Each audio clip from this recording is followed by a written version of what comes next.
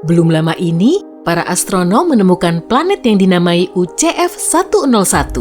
Jaraknya sekitar 33 tahun cahaya dari bumi. Wah, dekat sekali. Bakal jadi tetangga baru kita nih. Sebetulnya sih, objek luar angkasa ini cuma kandidat planet karena masanya belum diketahui. Tapi para astronom punya harapan besar. Objek yang digadang-gadang jadi planet ini sangat berbeda dari bumi. Karena cuma berjarak 2,7 juta kilometer dari bintangnya, UCF-101 berevolusi selama 1,5 hari. Suhu di permukaannya bisa mencapai 540 derajat Celcius. Yang lebih memukau, seluruh areanya kemungkinan diselimuti magma. Dan kalaupun pernah ada, atmosfer di UCF-101 sekarang sudah menguap. Nah, yang menggelitik justru ini. Bagaimana kalau bumi mengalami bencana dahsyat sehingga akan bernasib sama, panas membara, dan permukaannya diselimuti lapisan magma tebal? Apa manusia sanggup beradaptasi dalam keadaan seperti ini dan mendiami bawah tanah? Rasanya kok sulit dipercaya ya? Tapi para ahli yakin suatu saat nanti kita akan berubah jadi manusia penghuni bawah tanah yang sehat dan bahagia. Tentu saja, kehidupan kita akan sangat berbeda. Kita tak akan bisa melihat matahari yang bersinar. Tidak ada lagi perjalanan dengan pesawat, apalagi eksplorasi luar angkasa, kecuali kalau sudah ditemukan cara untuk meluncurkan roket dari bawah tanah. Tak akan ada lagi piknik di taman atau berjemur di pantai. Manusia harus membangun jaringan terowongan bawah tanah yang akan menghubungkan kota-kota besar. Di dunia baru ini, alat transportasinya kemungkinan berupa kereta super cepat dan mobil listrik tanpa suara. Setelah pindah ke bawah tanah, sudah pasti manusia akan menghadapi masalah fisik maupun psikologis. Pada awalnya, tempat tinggal baru kita akan terlihat gelap, tandus, pengap, dan muram. Untuk beradaptasi dengan kondisi hidup yang berat ini, kita harus mengubah desainnya. Rumah kaca, taman benderang dengan pepohonan dan ilusi langit, aroma serta suara yang kita tahu persis akan membantu kita membiasakan diri pada kehidupan baru ini. Setelah menetap di bawah tanah selama beberapa generasi, penampilan kita akan mulai berubah. Kulitnya pucat karena kekurangan sinar matahari, matanya besar dan lebih sensitif terhadap cahaya remang-remang, serta paru-parunya lebih besar. Memangnya, seberapa mungkin sih manusia bisa hidup di bawah tanah? Nah, coba dengarkan ini. Kamu mungkin membayangkan bagian dalam bumi sebagai massa batuan padat super besar yang terkompresi. Tapi sebenarnya tidak begitu. Massa ini punya celah yang sangat lebar. Air mengalir melalui retakan dan celah di lapisan terluarnya, yaitu kerak bumi. Sebagian dari aliran ini mencapai kedalaman hingga berkilo-kilometer. Dengan kata lain, lapisan di bawah permukaan bumi bisa saja mendukung kehidupan tumbuhan dan hewan. Jika hidup di bawah tanah, kita tidak akan kekurangan air bersih. Cadangan air di bawah permukaan tanah 100 kali lebih banyak daripada air di seluruh danau, sungai, dan rawa yang ada di permukaan bumi. Selain itu, air ini menyerap lewat tanah yang berfungsi sebagai pemurni.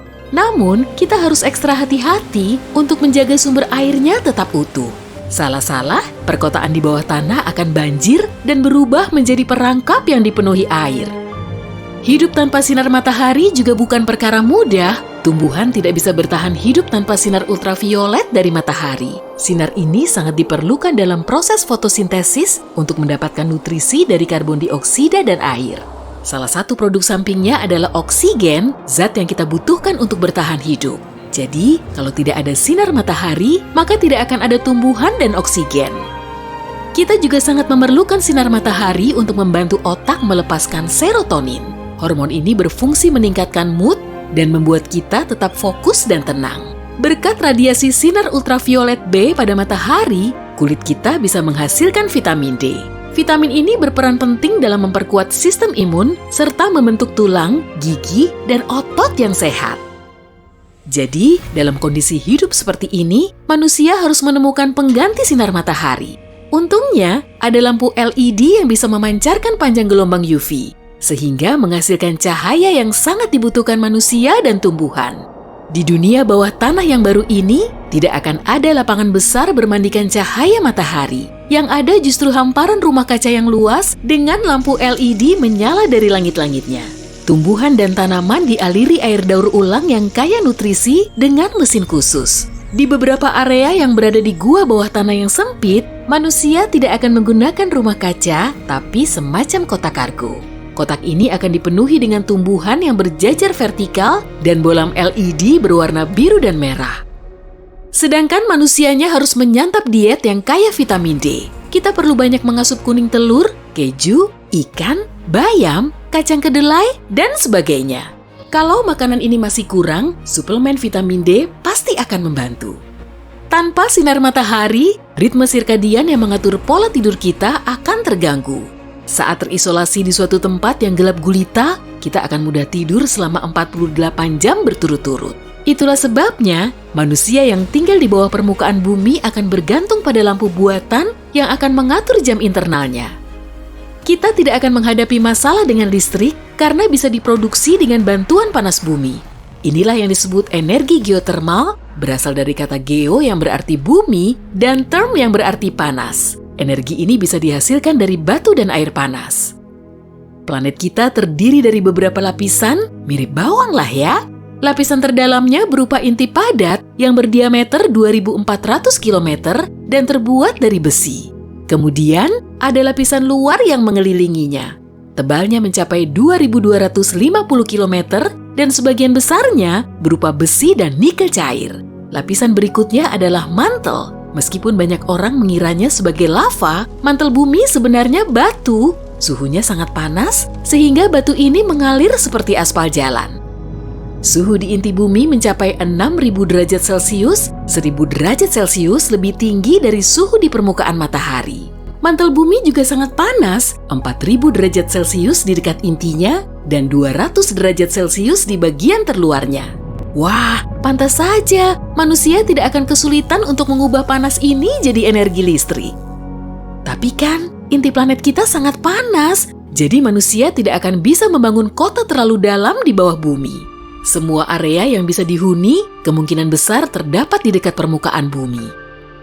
Bagian terluar bumi yaitu kerak bumi mirip seperti kulit telur rebus. Bagian ini terpecah menjadi bongkahan-bongkahan super besar bernama lempeng tektonik. Saat dua lempeng bertabrakan, gunung baru terbentuk dan celah bermunculan di dasar lautan. Lebarnya juga akan beragam dari 40 km di bawah benua hingga 8 km di bawah lautan. Pelan tapi pasti, bongkahan ini terus bergerak dan mengapung di mantel bumi.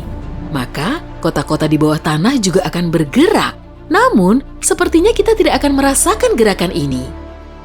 Wah iya, pada abad ke-17, manusia mulai meyakini kemungkinan adanya dunia lain di bawah planet kita. Gagasan ini bersumber dari teori bumi berongga yang menyatakan kalau setengah planet kita terangkat oleh berat permukaannya. Di bawah permukaan bumi terdapat area yang kosong. Matahari kecil menggantung di bagian tengah rongga tersebut, menciptakan lingkungan tropis nan nyaman di bagian dalam bumi. Lapisan ini bisa dimasuki melalui salah satu retakan di kutub selatan dan utara.